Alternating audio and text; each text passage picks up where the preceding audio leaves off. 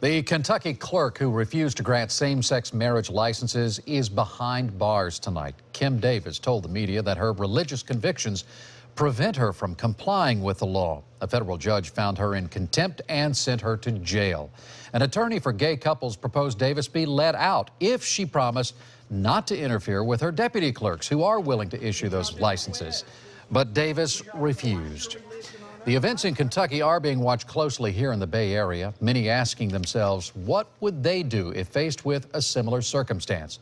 News Channel 8's Peter Bernard is live at the Pinellas County Courthouse in Clearwater with the story. Peter? Yeah, good evening, Keith. The clerk of the circuit court issues marriage licenses in the offices right behind me. The fight over gay marriage in Florida was settled back in January, but the debate is continuing. You know that we're not issuing a marriage license today. Passions are running high in the debate over gay marriage in rural Kentucky. Here in the Bay Area, Clerk Kim Davis has supporters, to a point. I think the Bible is a higher authority. Reverend Larry Roundtree of the New Mount Zion Missionary Baptist Church in Tampa tells me he sympathizes with Davis.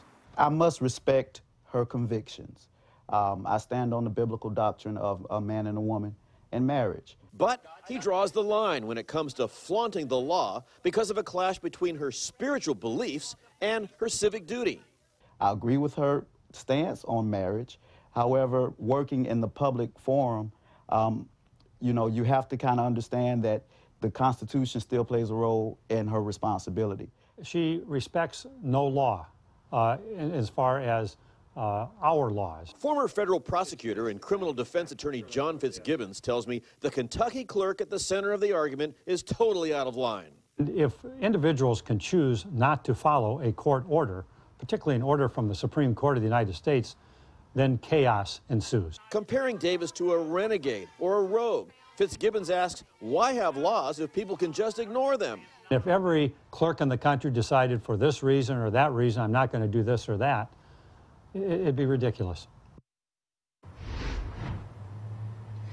And Fitzgibbons tells me that Supreme Court decisions are followed by presidents and governors, and when that court speaks, that's it. The Reverend you saw in my story, he thinks that Davis should step down. He says if he was in a similar situation, he would bow out. Keith? Peter Bernard live in Clearwater tonight. Thank you, Peter. And we want to know what you think about this hot button issue. You can like our WFLA News Channel 8 Facebook page and share your thoughts there.